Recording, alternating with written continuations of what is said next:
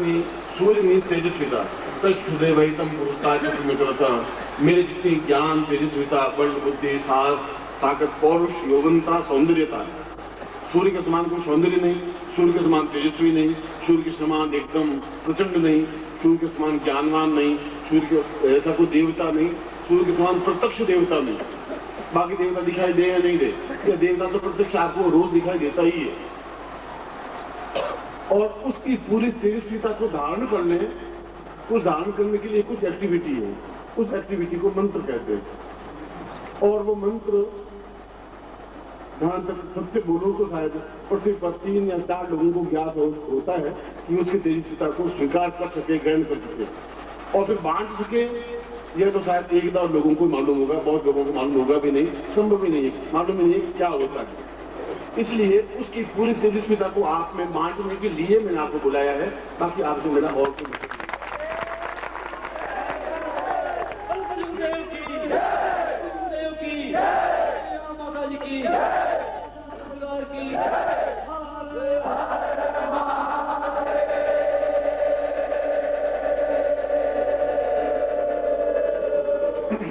हम इसको ग्रहण कहते हैं और ग्रहण का अर्थ होता है स्वीकार करना। आप भोजन ग्रहण करिए, हम कहते हैं आप जल ग्रहण करिए।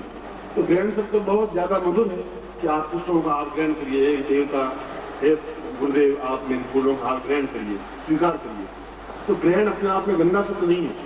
ग्रहण का अर्थ है कि वह सबको दे रहा है, आपने मूर्खता है, ये आपके पास ऐसे गुरु नहीं है, ये आपका दुर्भाग्य है कि आप घर में बैठे हुए हैं और ऐसे गुरु रहे भी नहीं है। बिल्कुल दो टूक कहता हूँ कि जो उसकी तेजस्विता को प्राप्त कर सके, पहले अपने ऊपर झेल सके और फिर बांट सके। सीधा तो बांट नहीं सकता कोई चीज, जब मैं झेलूंगा तो फिर बांटूंगा। वो झेलने की, सूर्य की पूरी तेजस्विता झेलने के लिए उस सूर्य से भी ज्यादा प्रचंडता चाहिए सीने में, तब वो झेल सकता है। हर एक आदमी झेलने की क्षमता नहीं हो पाती। अब कृष्ण कह रहा है कि मैं सूर्य से भी ज्यादा तेजस्वान हूं, क्योंकि सूर्य मेरे अंदर से प्रकाशवान कर देता हूं। तो कृष्ण को घमंड नहीं कर रहा है, कृष्ण बता रहा है मैं क्या चीज हूं। गीता में जो कुछ कृष्ण ने कहा है कि मैं ये हूं, मैं ये हूं, ये सब घमंड नहीं। तो राम कहते थे कि मर्यादा पुरुषोत्तम हूं और मैं अपने आप में 1000 वर्षों के बाद पैदा हुआ हूं, मैं राम हूं। और विश्वामित्र कह रहे राम जैसे तो पैदा नहीं हो सकता। तो बहुत ही घमंड नहीं था, ये गर्व था। और उस ग्रहण के अवसर पर, इस समय भी हम ग्रहण के अवसर पर उसको ले रहे हैं, धीरे धीरे वह अपनी रश्मियों को प्रदान करता जा रहा है। इस समय मैं तो चाहता हूँ 100 प्रयोग संपन्न करवा दूँ। आप तो 1-2 की बात करते हैं, मैं तो कहता हूँ कि प्रयोग समाप्त करूँ ही नहीं, उतना सब कुछ दे दूँ, उसके बाद आपको किसी के सामने हाथ पसारने की जरूरत ही नहीं है। आपका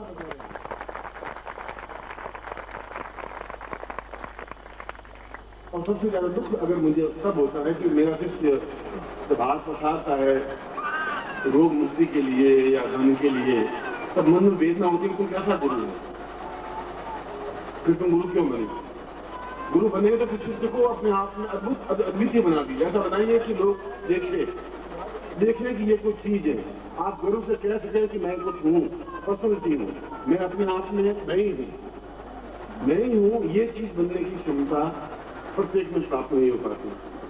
इसीलिए इस ग्रहण काल में मैं उन प्रयोगों को संपन्न करवा रहा हूँ। मुझे प्रयोग तो बहुत ऊंचे स्तर के प्रयोग संपन्न करवाने चाहिए और करवाए, नवरात्रि में भी संपन्न करवाए हैं।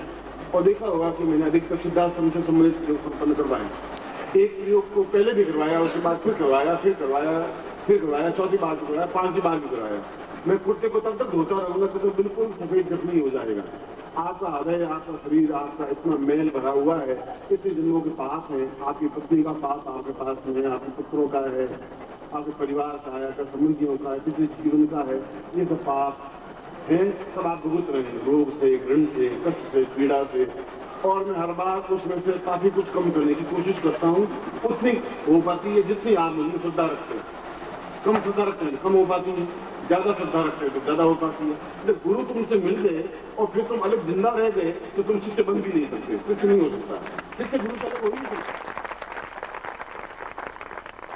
एक सिक्के को दो टुकड़े नहीं कर सकते। एक सिक्के का पृष्ठभूमि है, एक सिक्के का अग्रिम भूमि भी है। एक सिक्के के दो टुकड़े, ये पिछला भाग, ये अगला भाग, दो अलग अलग हिस्से नहीं हो सकते। इसलिए गुरु का शब्द अलग अलग बन भी नहीं सकता। गुरु ने कहा से रुक गया, वो शिष्य नहीं बन सकता। फिर भी मैं आप ग्रस्त हैं, मैंने श्रीनाथ जी ने देखा है, उन शिष्यों को देखा है, उनकी आतुरता देखी है, उनकी प्रसन्नता देखी है, उनका वेग देखा है, उन सन्यासियों को देखा है। समाज कुछ नहीं करता है, आप डरते हैं समाज से, समाज आपसे मिलकर बनता है। समाज आपको क्या बिगाड़ देगा, क्या सुधार दिया, अब तक आपको क्या दे दिया समाज को जो आप डर रहे हैं, क्या कहते हैं?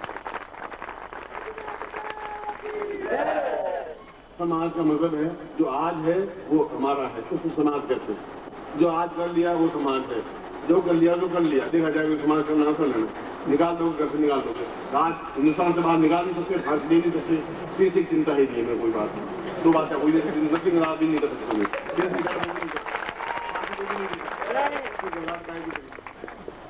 प्रचुरता रखिए, वेग रखिए, हिम्मत हौसला रखिए, और जहाँ हो वहां मत रहिए तो फिर ऊंचाई पर रहिए।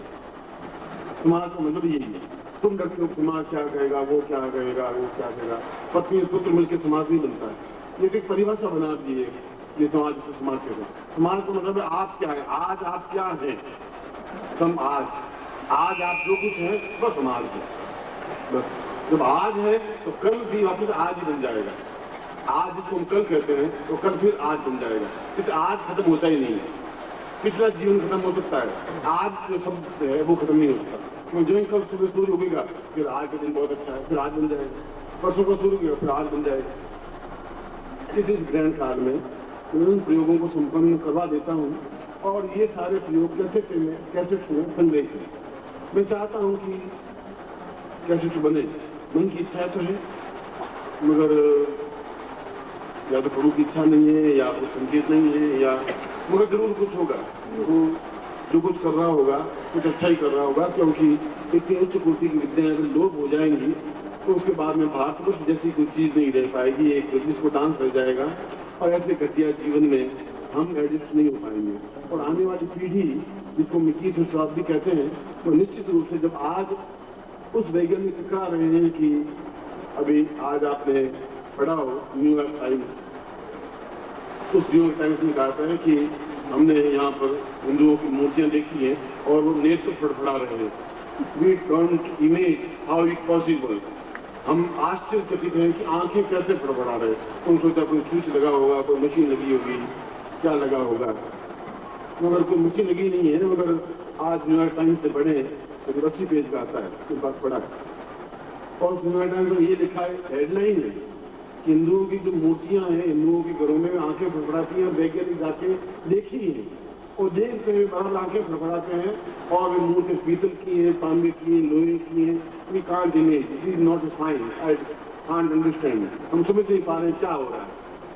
तो मैं ये कह रहा हूँ कि सिद्धार्थ इस बात को सुन गया है कि विज्ञान को समझा देना है कि विज्ञान नहीं समझ सकता कि ज्ञान क्या चीज है।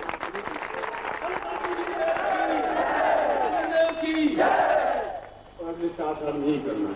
मैंने पत्रिका में चाहता है कि इस तारीख को सारी मूर्तियों के कद बढ़ेंगे। जो मूर्ति 1 फुट की वो 1.5 फुट की बनेगी, मंदिरों में मूर्तियां वो बढ़ेंगी। पत्रिका में चाहता है आप उस बात को देखो। तो विज्ञान क्या जवाब देगा, सब ज्ञान का क्या जवाब होगा, विज्ञान कहाँ खड़ा होगा, विज्ञान हमारे पास कहाँ प्रसंग आएगा। उस समय जब 20 शताब्दी में तुम सबसे आगे की प्रसंग में खड़े रहोगे, क्योंकि तुम्हारे पास ज्ञान होगा। इसलिए मैं तुम्हें तैयार कर रहा हूँ। तुम्हें तैयार करने के पीछे मकसद मेरा ये है, जब विज्ञान बोलना हो जाए, जब विज्ञान को समझ नहीं आए, जब न्यूयॉर्क टाइम्स जैसा ये कहे कि कांट इमेज वी अंडरस्टैंड, हम समझ नहीं पा रहे क्या हो रहा है, तो तुम 4 साल बाद तो सिद्धार्थ उस जगह तुम लोगों को खड़ा कर देगा तो विज्ञान हाथ जोड़ देगा कि हम नहीं समझ पा रहे, सारे केवल आपके चरणों में झुक के सीखने की कोशिश करेंगे। ये मेरी बात, ये बात भी याद रखना। और आप लोग इसलिए होंगे, आप मेरे शिष्य हैं, और इस बात का मुझे गर्व है, इस बात का मुझे फख्र है, इस बात के मुझे स्वाभिमान है कि आप मेरे शिष्य हैं। मैं आपको सिखा रहा हूँ और उन क्षणों में बुढ़ा रहा हूँ जहाँ मुझे आपको बुढ़ाना चाहिए, और मैं वह ज्ञान व चेतना इस कागजों पर, पृथ्वी पर, आपके हृदयों पर जीवित जागृत व्यक्तित्वों को तैयार कर दूँ ऐसा इच्छा, ऐसी इमेज रहती है। इसलिए हर बार मैं तो सोचता हूँ कि छोड़ दूंगा सब कुछ अभी ये, क्योंकि अपना खुद का स्वाध्याय लेखन बहुत हो चुका है, बहुत कर चुका है। संन्यास जीवन को भी बहुत देख चुका, गृहस्थ जीवन को भी बहुत ऊंचाई पर देख चुका। इससे ऊंचाई गृहस्थ जीवन की नहीं बन सकती, वहां तक पहुंच चुका। इससे ऊंचे संन्यास जीवन की भी नहीं पहुंच सकती। आज के सन्यासी जीवन को यदि आप कहें कि मैं निखिल स्वामी का शिष्य हूँ, अगर इतना कह दें तो ऊंचे से ऊंचे योगी भी आपके चरण पकड़ के आंसू से भिगो देगा, आपके चरण भिगो देगा।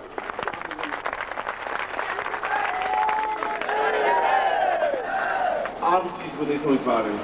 आप इसलिए नहीं समझ पा रहे हैं कि आप अपने आप को समझ नहीं पा रहे हैं, इसलिए उस चीज को नहीं समझ पा रहे हैं। हिमालय कभी गए नहीं, कभी आपने हिमाचल को देखा नहीं, उस जगह गए नहीं, ऐसे ऋषि मुनियों से आपकी भेंट हुई नहीं। भेंट हुई मक्कानों से, धोखेबाजों से, ढोंगियों से, मूर्खों से, पंडों से, पुरोहितों से। और वो तो गौदान आपका 100 रुपये में करवा देते हैं, उसको तो मैं 1 रुपये में 5 गौदान भी करवा सकते हैं, वो तो कुछ भी कर सकते हैं, तो मेंढ की पकड़ के भी ग्रुप बना सकते हैं। वो तो महान योगी हैं, उनकी तो मैं तुलना कर नहीं सकता। मगर ये जो अभी जो मैं करा रहा हूँ, तो समय कम है, ये प्रवचन तो ये प्रवचन कैसेट में आपको मिलेगा, और भी कैसेटें हैं, ये आपका जरूर है।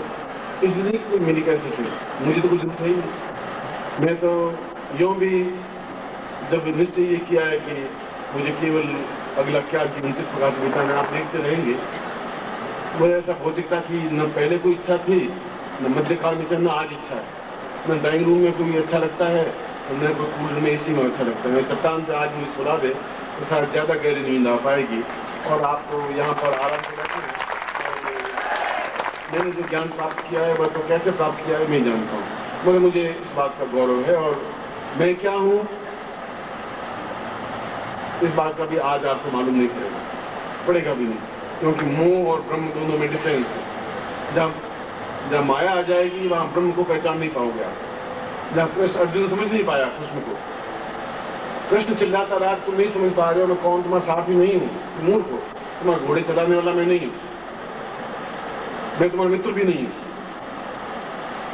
मगर वो अर्जुन समझता नहीं, जब मैं तुम्हारे साथ खेला हूँ, बच्चे गिल्ली डंडा खेला हूँ, तो मेरे साथ रहा है, गुआड़ा रहा है, गोप के साथ प्रेम किया, मैं समझता हूँ, जानता हूँ। तो तुम नहीं समझ रहे, तुमने केवल माया का आवरण मेरा देखा है, मैं ब्रह्मत्व रूप में देखा नहीं।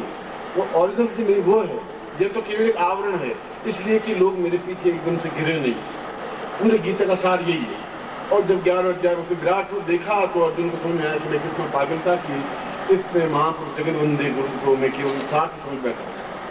आप आज मुझे नहीं समझ पाएंगे, मगर मेरा शरीर छूटने के 50 साल बाद जब 1000 मंदिर बन जाएंगे, पूजा जी आरती करने लग जाएंगे, घंटे घड़ियाल बजाने लग जाएंगे, तब आप बताएंगे कि वो व्यक्ति जीवित था, हमारे साथ में था, हम उनके साथ जीवन व्यतीत नहीं कर पाए, क्षण नहीं बिता पाए, तो पछताने का अलावा आपके पास उसमें कुछ नहीं रह पाएगा। कुछ की बात नहीं, जो कुछ है जीवन है, मैं तो केवल कृष्ण। ओम परम तत्वाय नारायणाय गुरुभ्यो नमः। ओम ह्रीं मम प्राण देह रोम प्रतिरोम चैतन्य जाग्रय ह्रीं ओम नमः। ओम भूर्भुवः स्वः तत्सवितुर्वरेण्यं भर्गो देवस्य धीमहि धियो यो नः प्रचोदयात्।